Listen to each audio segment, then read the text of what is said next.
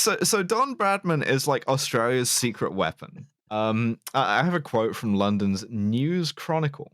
Um, as long as Australia has Bradman, she will be invincible.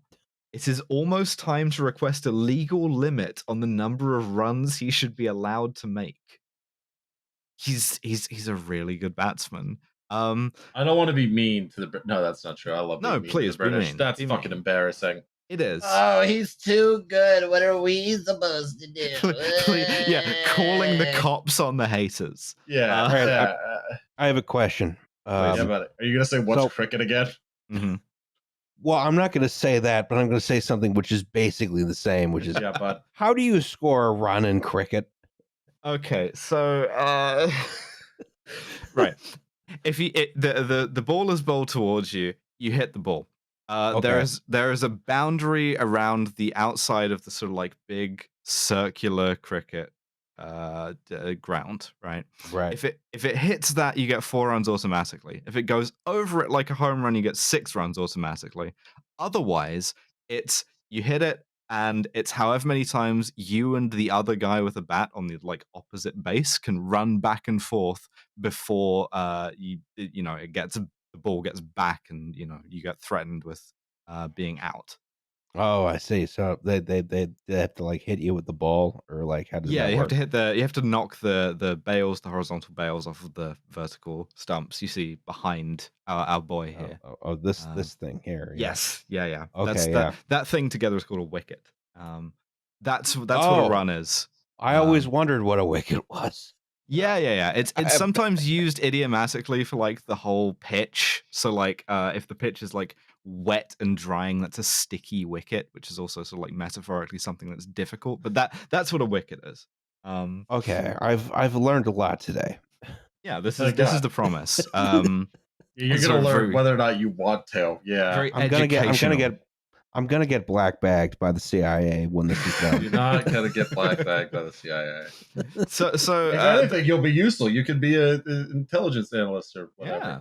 Oh, yeah, it's like, I know a little bit about cricket. Well, that's you're a lot gonna be better like than most posted to the people. embassy in London. The way that Test Now cricket maybe works, in India. I think India would be more fun. Yeah, the way that Test cricket works is the team goes on sort of like a tour. It plays probably some like some ancillary matches against like other teams, and then it plays a series of tests. And then you know it's scored like a tournament essentially. You know, you play 5 test matches, and you know a best of 3 wins kind of thing.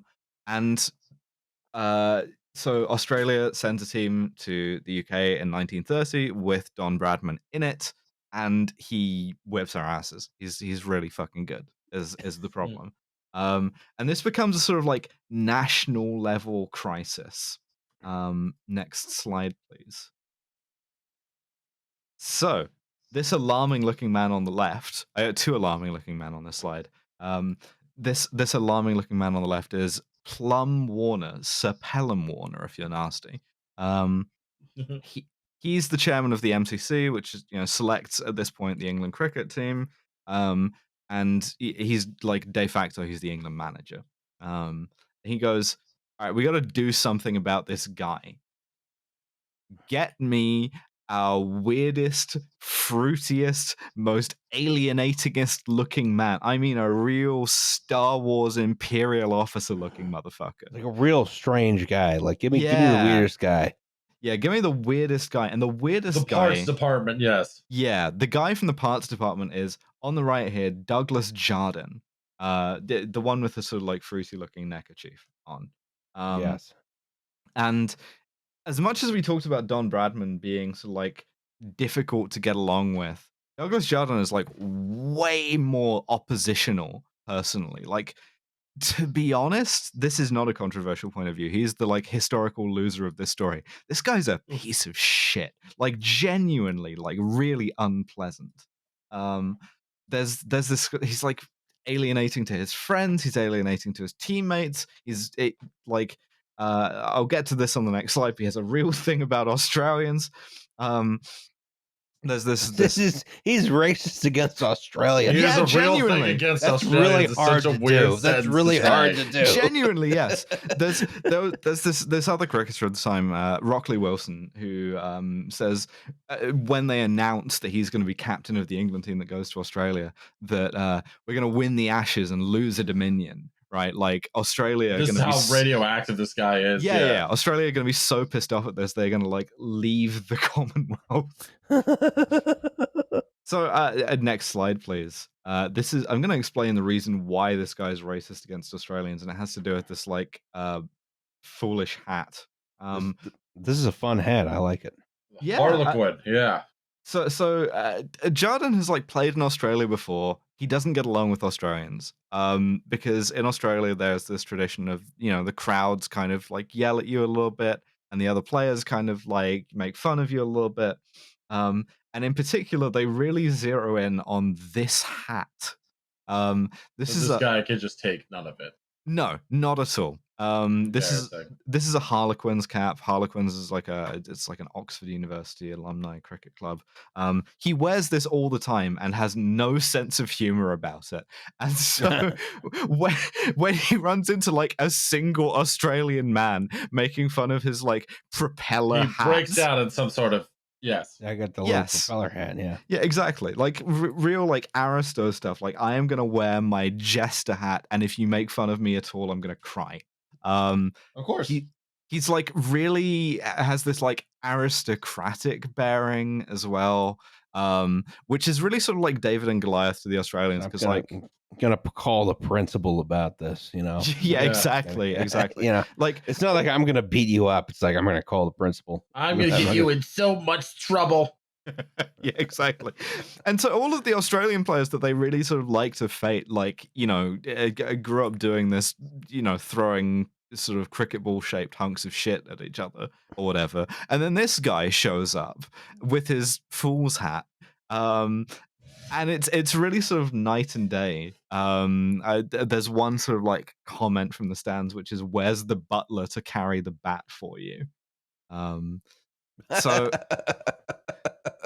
So Jardine he picks three fast bowlers. I'll get into this in a minute, but if we go to next slide, he picks three. This is the best of them. Harold Larwood, who ends up being sort of like the unwilling villain of this story, along with Bill Vose and Gubby Allen. Cricketers were called shit like Gubby Allen back then. Oh sure. And again, there's why not? Yeah, there's a class dynamic. Like Larwood used to be a miner. He got into like Nottinghamshire Cricket Club. And this guy who looks like he should be having a butler carry shit around for him is going to tell him what to do, right? The two sort of like styles of bowling in cricket are there's spin bowling and there's pace bowling, right? Spin bowling is you make the ball do something weird, like like baseball. You have like a curve ball or whatever because it has to bounce off the thing. It's gonna like go in some weird directions. Pace bowling is you just fucking throw the thing as fast as you can, which, as we've established, is pretty fucking fast, like 90, 100 miles an hour. And you sort of try and beat the reaction time, essentially. Right.